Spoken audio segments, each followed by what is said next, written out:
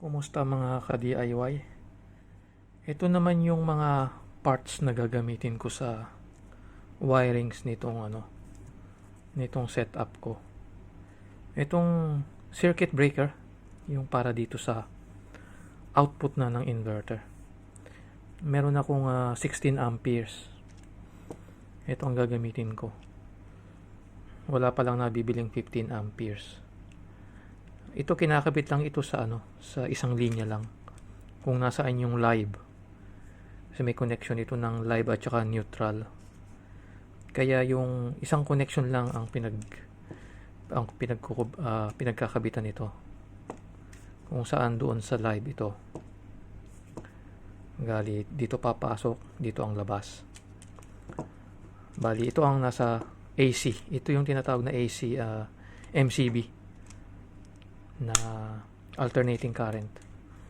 Kasi iba naman yung sa DC. Ito naman yung gagamitin ko sa DC. Ito. 16 amperes. Yun, tama yung computation ko. Na dito papasok yung positive. Yung manggagaling dito sa positive side ng mga panels. Tsaka yung negative dito naman sa negative. Tapos palabas dito negative tsaka positive. Papasok na doon yung wire dito sa inverter. Dito naman tayo sa connection ng mga panels. Kasi makikita ninyo may dugtungan doon, magsasalubong doon yung positive. At saka magsasalubong din dito yung negative. Meron yung nabibiling tinatawag na Y. Ito yun, ganito. Ito pa lang sa solar panels. Paliwanag ko muna. Kapag yung mga solar panels na nabibili, may kasama ng kable yun. At saka, ang dulo ng dalawang kable na yun, isang positive at saka isang negative. Ganito yung positive. Yung pinaka galing sa solar panels. Ang positive yung maliit, yung dulo. Ito naman yung negative. Kaya kapag i-tester nyo yan, positive dito at saka negative dito sa isa, may mariread kayo kapag na-expose sa liwanag yung mga panels. Kaya yung sa akin, merong nagre-read ng 21.6 volts pag na-expose. Kaya wag kayong malilito, dapat ito ang positive palagi. Ito yung negative, yung manggagaling sa panels. Ngayon, kung ito yung meron kayong mabibiling ganito kesa pagdudugtungin nyo lang yung wire. Kasi ito waterproof na rin. Kaya kung ito yung negative, para dyan yung sa side na yan. Ito yung positive. Dito. Ngayon, ito para sa negative ito. Kasi isasaksak nyo yan dito. Ayan, ganyan. Yan, meron pang isa dito. Para kunwari ito yung halimbawa na lang ito yung galing sa negative side ng solar panels. Yan ang itsura niyan. Ito yung nanggaling ito sa panel sa negative side. Dito na tayo ngayon sa negative pa rin. Kasi ito pa rin yung malaki. Bali, pag titignan nyo yung nagsalubong dito, yung Y, siya na ito. Ito na yung papunta sa circuit breaker. Dito sa negative. Ganyan. Kaya kailangan pa ng isang ganito na naman. Tapos may wire na lalabas papunta dito sa negative side. Kaya ganyan yan. Itsura niyan. Ganun naman sa positive. Pag ito yung positive side ng panels, sasaksak mo lang yan dito. Tsaka dito, ganun din. Ito, parehas na positive side ng panels, nagsalubong, magsasama yan dito. Kaya ganun, magkakaroon pa rin ng positive ito, kasi maliit pa rin ito. Kaya ganun din ang mangyayari. Ito, gagawa ka lang ng extension, isasaksak dyan. Tapos negative, positive to negative. Pero wag nyo isiping negative na to kasi extension ito. ito yung lalabas na dito. Papunta dito sa cable. Ganito yung cable nun.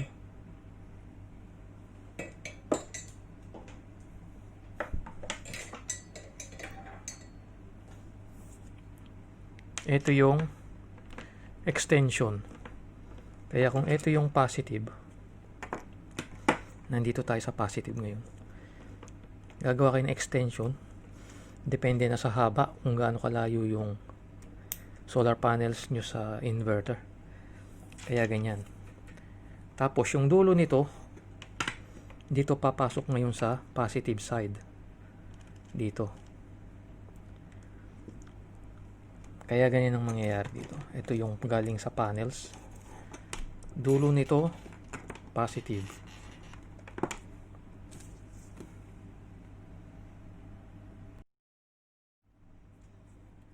Kaya ganun din dun sa negative side. Kung dito nanggaling yung mga negative ng panels, kasi ito nga yung negative, papasok siya dito. Dalawa yan. Ngayon, negative pa rin yan kasi malaki. Ngayon, ito na yung papasok dito sa yung gagawa kayo ng extension pa rin. Ganyan yan. Kaya ito yung negative. Ito yung dulo niya.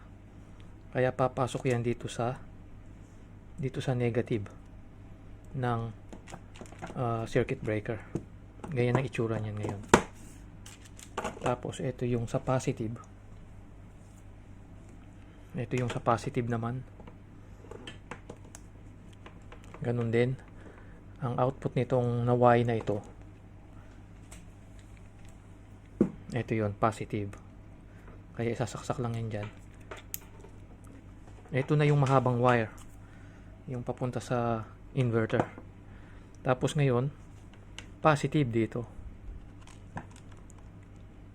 Ngayon, yung output nito, kung nasan yung positive na katapat, ito ang positive, negative doon, pupunta doon, ito na yun na yung negative, ito yung red, yung positive.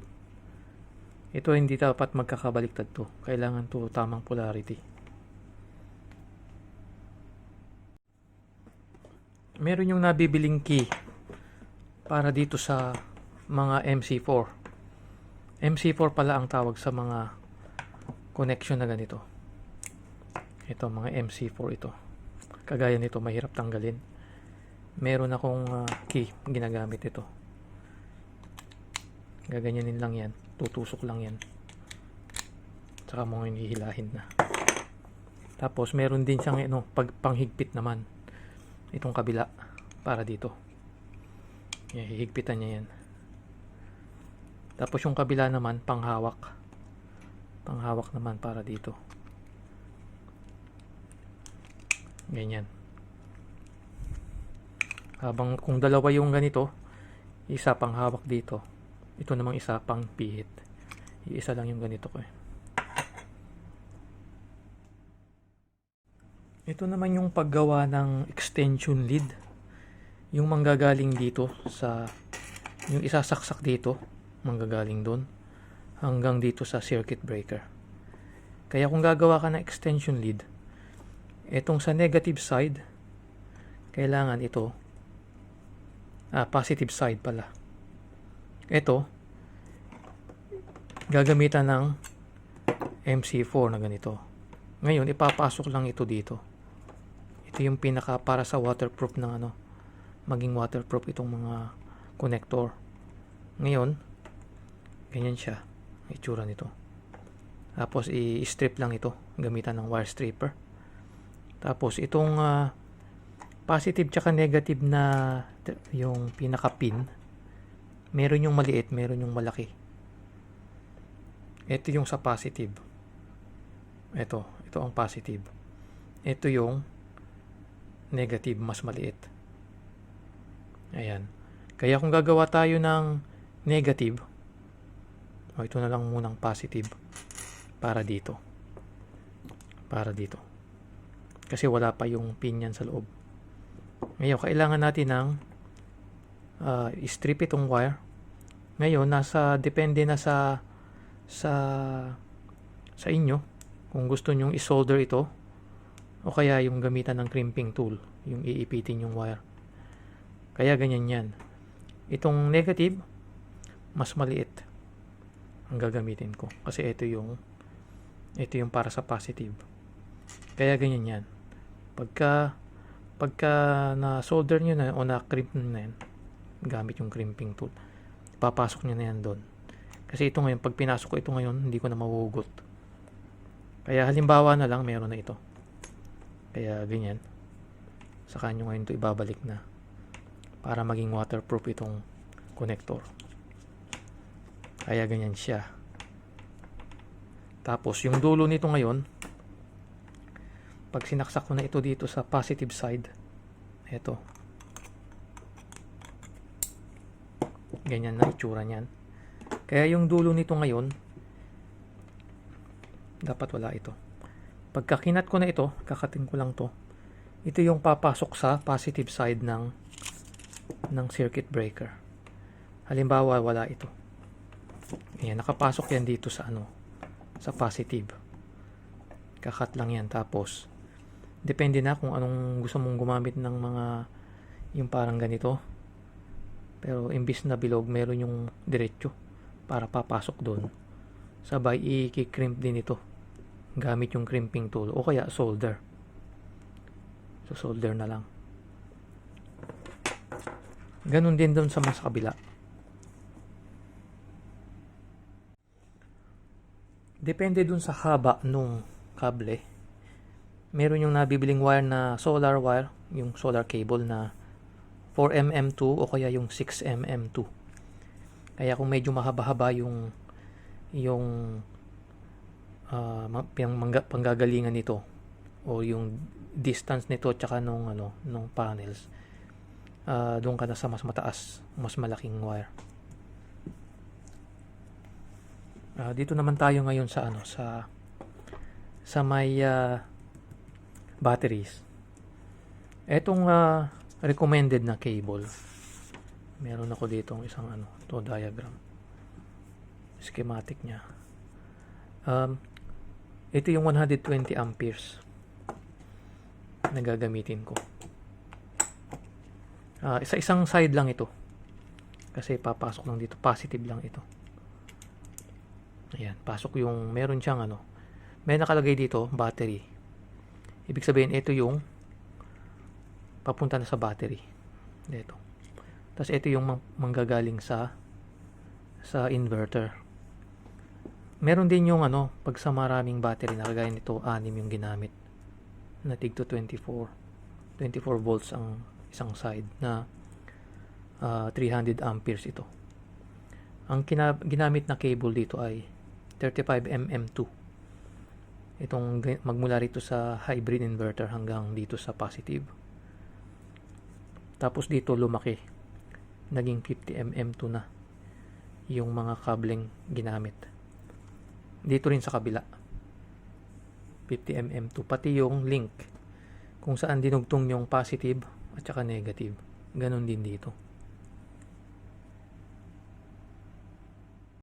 Yun namang pag sa mga battery, depende kasi sa connector kung ano yung mga connector ng battery, kung ano yung mga terminal. Meron kasi yung ganito na yung may nakalabas positive, ito pang positive, ito may P. Ito naman yung pang negative. Karamihan dito ginagamitan ng ganito. Lalo na yung mga yung ganitong klaseng battery na AGM. Ganito lang yun, ipapasok lang yun sa gagamitan na naman to ng crimping tool. Bale, ito yung gagamitin kong wire. 16mm2 ang size nito, medyo maliit. Pag sa dito naman, ang ginagawa ko, sino-solder ko na lang itong dulo. Sa ako ipapasok dyan. Dalawa naman yung screw nito na humahawak. May isa pang screw sana dito. Ayan, dalawa. Yan yung galing dito. Bali kung titignan nyo, ito siya. Yung positive dun.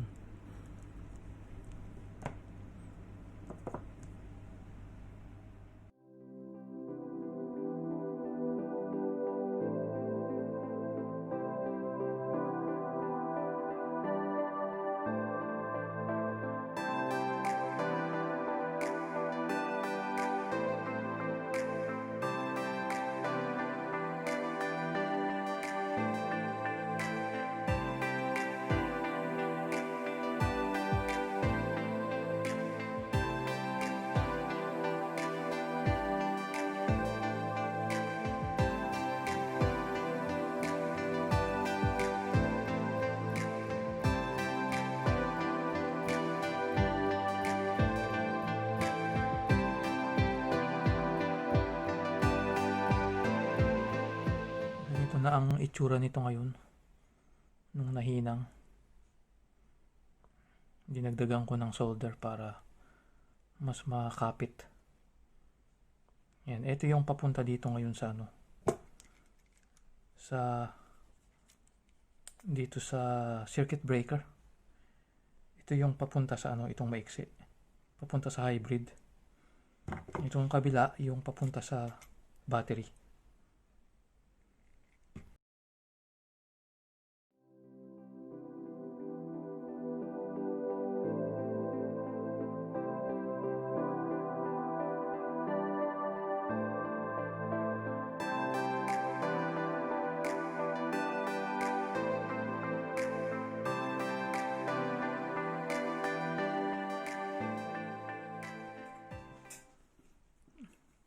Ito ngayon yung para sa battery.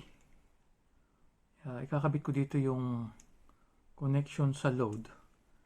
Meron dito yung load. Ito yung hybrid. Yung papunta sa inverter. Ito yung papunta sa battery. Kaya itong maiksi. Para dun sa papuntang hybrid.